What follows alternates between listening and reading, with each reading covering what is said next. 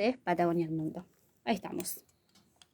Bueno, tenemos acá una entrevista que surgió a último momento y tiene que ver con el sindicato de petroleros. Tenemos a Pedro Luxen y también el secretario adjunto, el señor Rafael Huenchanén. Bienvenidos, ¿cómo estamos?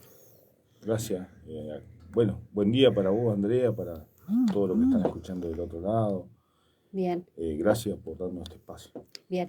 Buenos días, Pedro, ¿cómo estamos? Buenos días, Andrea. Buenos días para el equipo de trabajo y para los que nos están escuchando. Bien, perfecto. Vamos al tema, que es uno de los temas que es más candente de las últimas horas, las últimas semanas también, que tiene que ver con la operadora Interoil. Todo lo que vino pasando con esta medida de fuerza, que si no me equivoco desde la semana pasada había arrancado, ¿no? Llega el conflicto alrededor de 10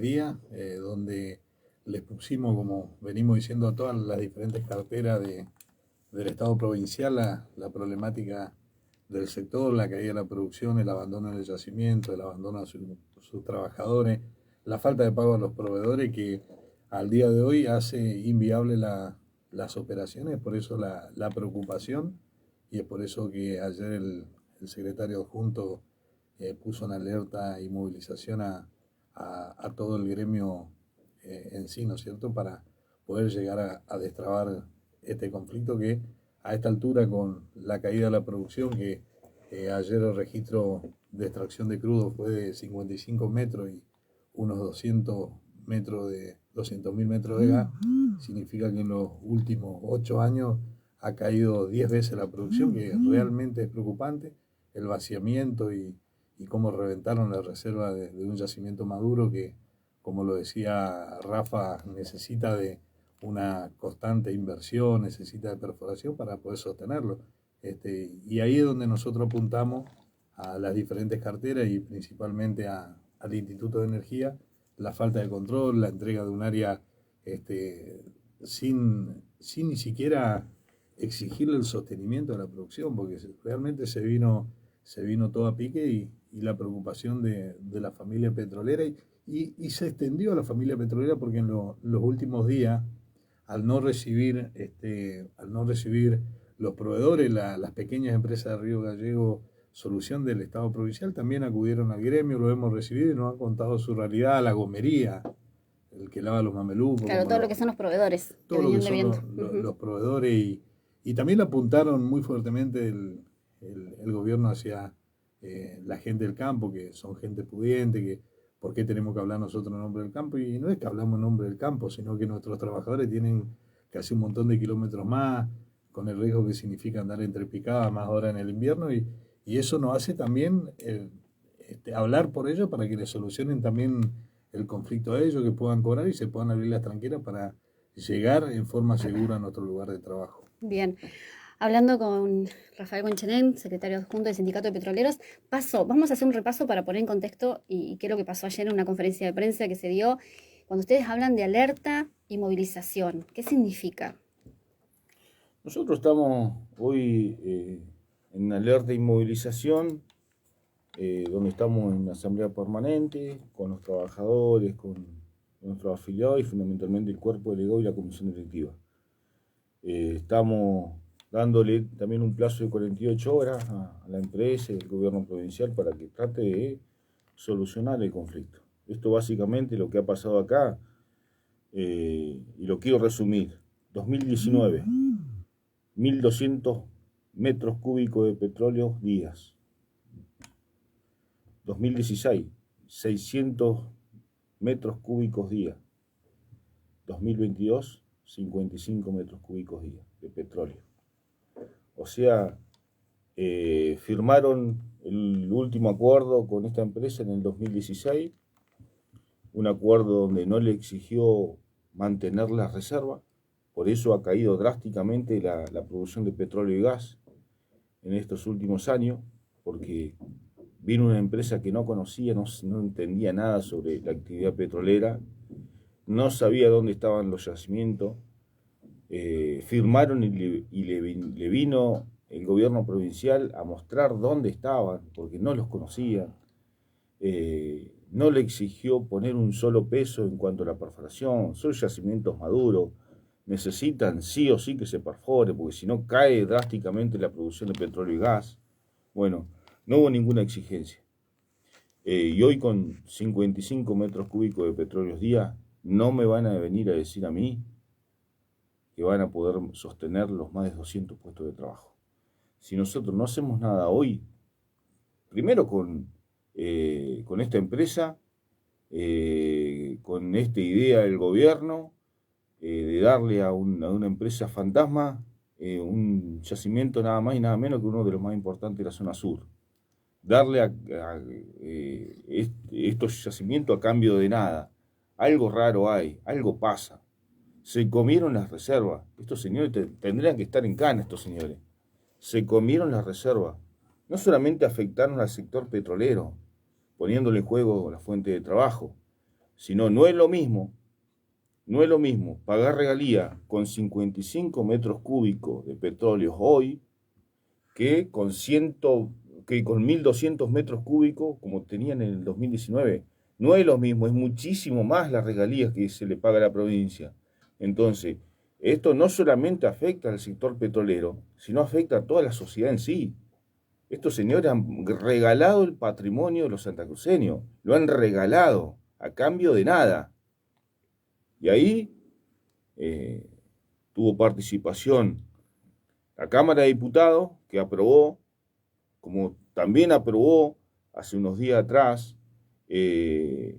la firma con CGC en la zona norte de Santa Cruz, con los yacimientos que operaba Sinopec, que no hubo un plan de inversión coherente, razonable, que hable de mantener las reservas, que no hable de un plan de perforación, sabiendo que son yacimientos maduros. Bueno, esto pasa cuando cae el petróleo, las empresas se agarran de que ya invirtieron, como esta empresa Interoil, se agarra hoy de que dice, yo el plan de inversión de 3 pozos ya lo cumplí, ya lo perforó, y lo perforó en 20 días, 25 días. Y de ahí en más no hay ninguna exigencia más de nada el gobierno provincial. Entonces, claramente acá... ¿Quiénes son los dueños de Interoil? El Grupo Manzano. Sí, A ver, cuando hablan de Grupo Manzano, ¿quiénes son ellos? Y vos fíjate que cuando en el enero 2020 venden esta UTE, Sí. que estaba conformado por Roche y el Trébol con un 70%, el 70% lo compra Eco Energy, que son capitales ingleses. Por eso decís siempre que son los capitales ingleses, que es algo que pegó mucho en la opinión pública. Actualmente el 70% de yacimientos son capitales ingleses. Son capitales ingleses, son de los ingleses.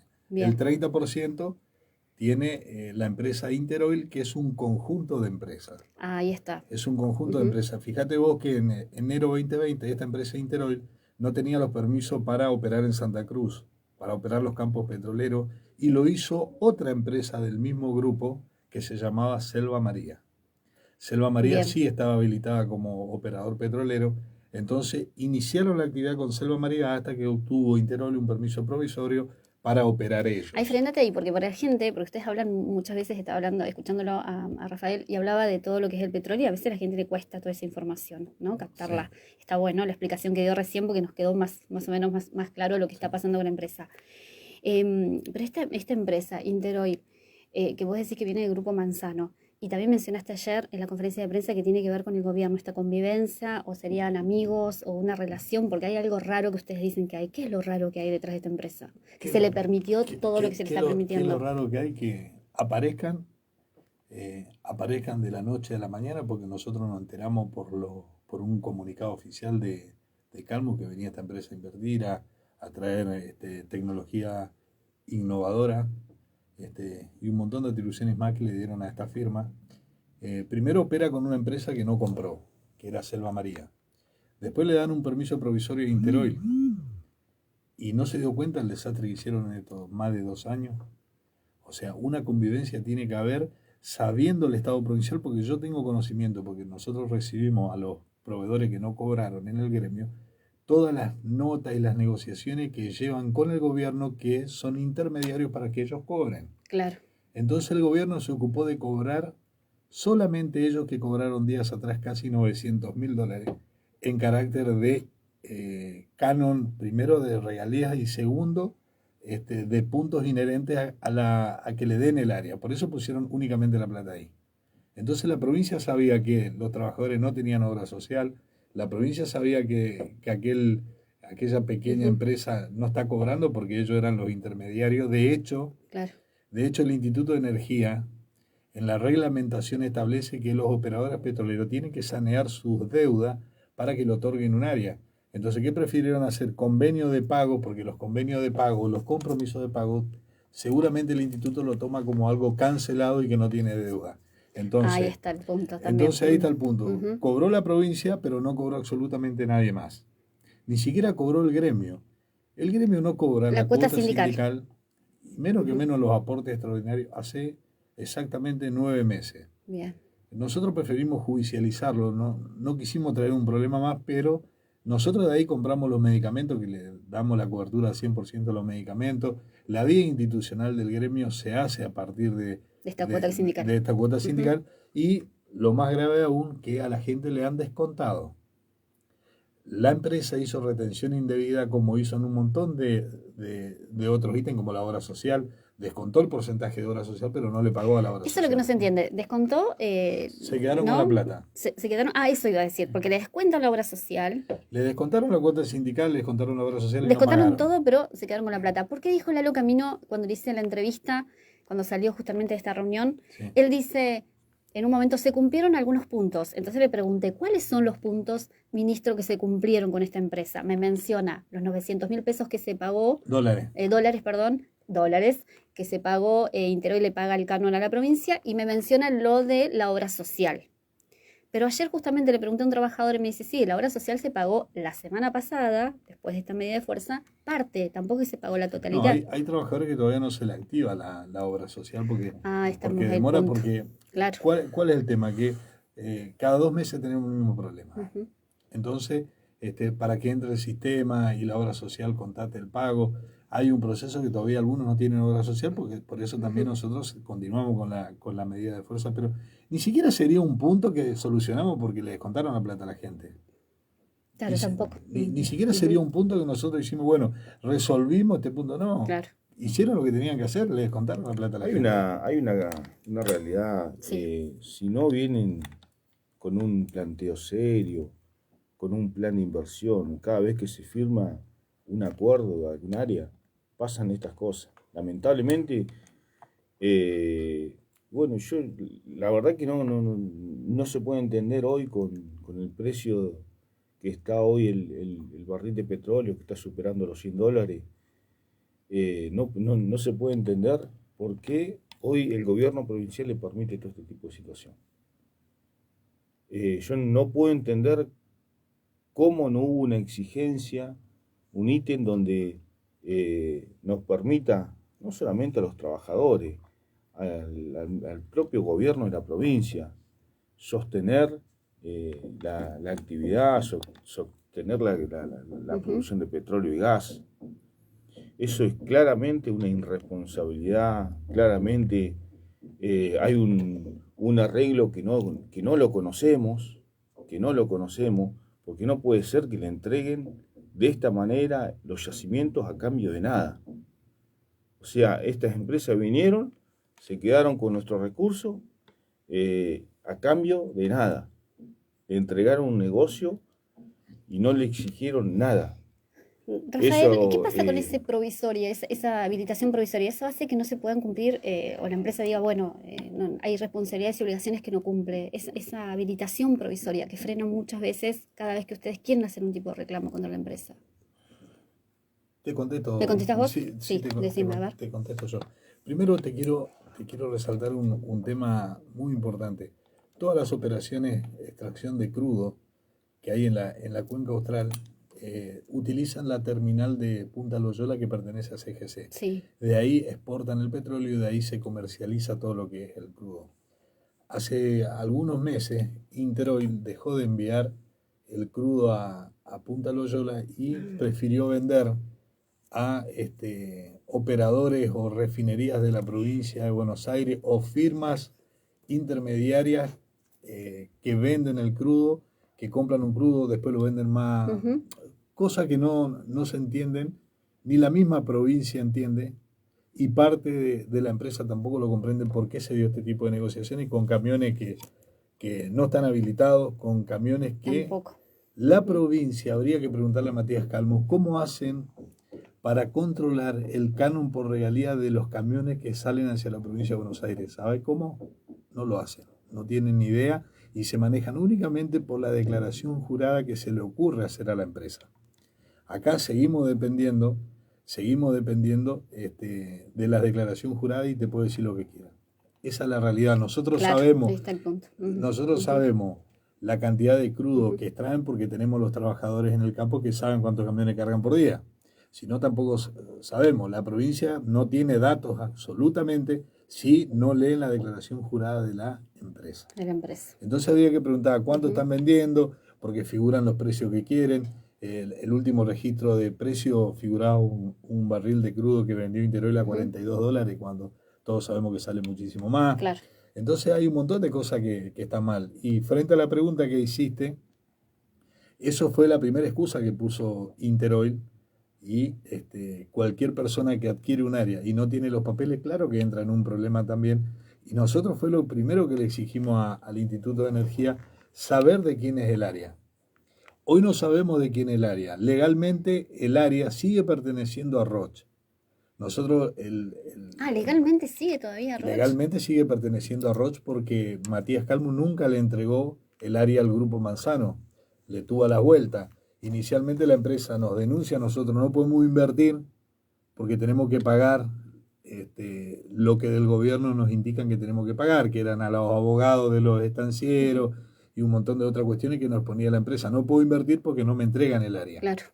Entonces nosotros le pedimos y seguimos pidiendo que haya un poco más de claridad para estas cosas. Después de 2 años y medio no sabemos de quién es el área. Si hay un reclamo fuerte, como el que tenemos ahora, también le tendríamos que llamar a Ricardo Chacra, que es el dueño de Roche, porque los papeles figuran que sigue siendo el dueño. Y Ricardo Chacra nos contesta al gremio, yo vendí. Preguntarle a la provincia, yo lo vendí hace más de 2 años y medio, mi porcentaje que tenía en esta UTE. Eso está todo en el Instituto de Energía hace más de 2 años y medio que no se sabe si es de Roche, de los ingleses, del Trébol. No se sabe de quién es. No se sabe legalmente de quién es. Obviamente hay un responsable hoy que es Interoil porque le dieron provisoriamente la operación. Pero legalmente sigue siendo Roche el responsable. Hay muchos proveedores que le iniciaron demandas judiciales a Roche. Claro. Hay unas declaraciones que hiciste muy fuerte, Rafael, y de hecho salió en los medios de comunicación del sindicato donde dijiste que esta paz social los ibas a hacer responsables si algo pasaba a Silvina Córdoba, a Calmus y no me acuerdo quién más mencionaste como responsables. A Lalo Camino. Claro, sí, a ver. ¿Por qué se puede terminar esta paz social?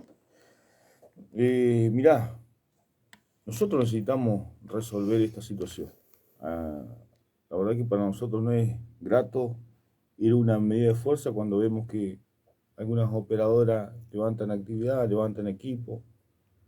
Hay otra proyección y cuando salimos después de una pandemia durísima que nos pegó y afectó directamente a los trabajadores, pero lamentablemente acá con una situación que fue generada por el gobierno provincial, que no hay control del Estado, que los ministerios, el Ministerio de Producción está nulo, no hay ninguna exigencia de nada, que fue uno de los que aprobó esto, que fue uno de los responsables directos, que estas empresas bajen su producción, exploten los yacimientos, se consuman las reservas comprobadas de petróleo y gas, y no pongan un solo peso, que no vengan con un plan de inversión coherente, hablando de remediación ambiental, hablando de perforación, sabiendo que son yacimientos maduros.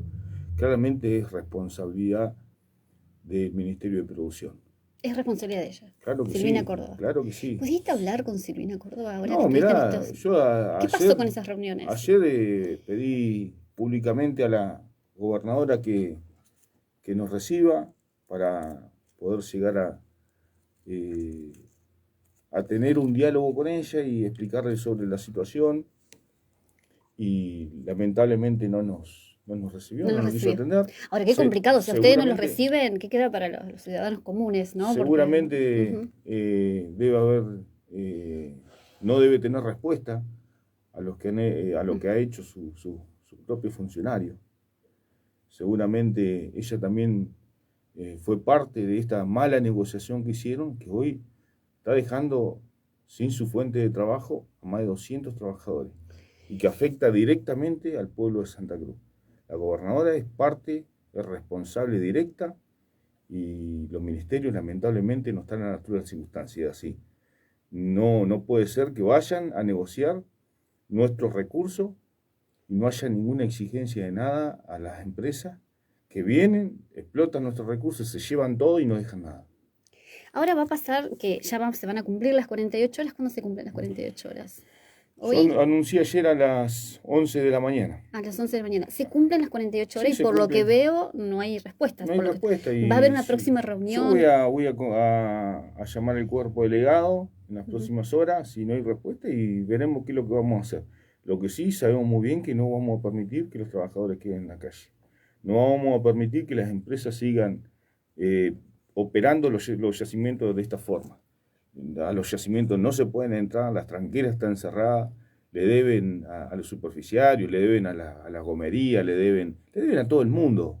Es más, ya ayer me estaban diciendo que lo sacaron de la base donde está, porque hacía 4 años que no pagaba el alquiler. Sí, la medida judicial se cumplió ayer. Entonces son un desastre y vienen de la mano del gobierno, porque nosotros en ningún momento nos llamaron a tener una charla previa con estas empresas cuando antes de que lleguen. Se sentó el gobierno de la provincia con estos señores empresarios que no sabían ni no entendían nada, que no hubo una planificación, que no fueron a recorrer los yacimientos para ver cómo se podía levantar, porque eso es lo que hay que generar fuentes laborales, generar mayor producción.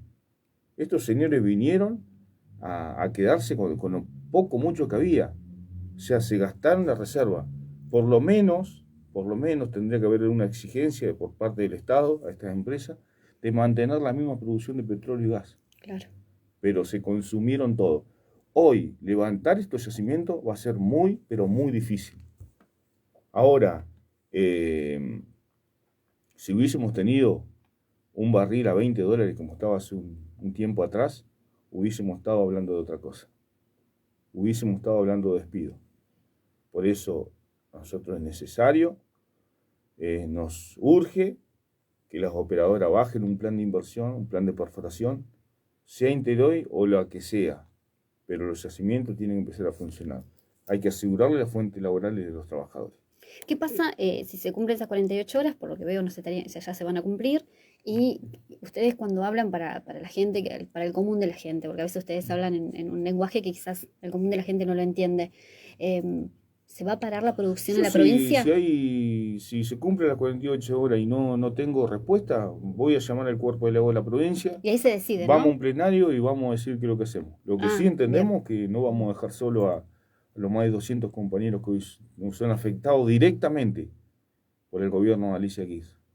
No lo vamos a dejar fuera del sistema, no vamos a permitir despido y vamos a pelear para mejorar esto.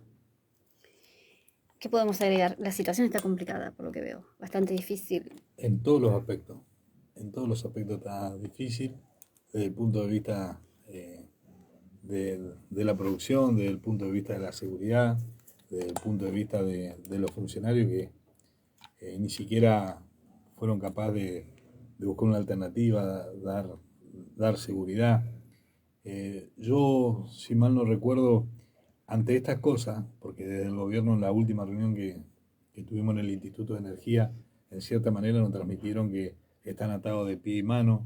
Entonces, nosotros claramente le dijimos que no estamos de acuerdo en eso, que si se entrega un área y las operadoras no cumplen ni siquiera en lo mínimo indispensable, Claro. Y demás, creo que no podemos ser rehenes de eso, y en su momento, años atrás, fue creado Fomicru con ese objetivo, de no ser más rehenes de estas operadoras que vienen de esta manera, sin conocer la actividad petrolera, hacen los destrozos, no le pagan a nadie. O sea, no le falta hacer más nada, se animaron a todo. Y el Estado no controló. Esta gente se animó a todo. Yo creo que inclusive parte de la empresa que nos hemos reunido dicen que jamás vivieron, porque hay petroleros de muchísimos años, jamás vivieron una situación similar. Jamás.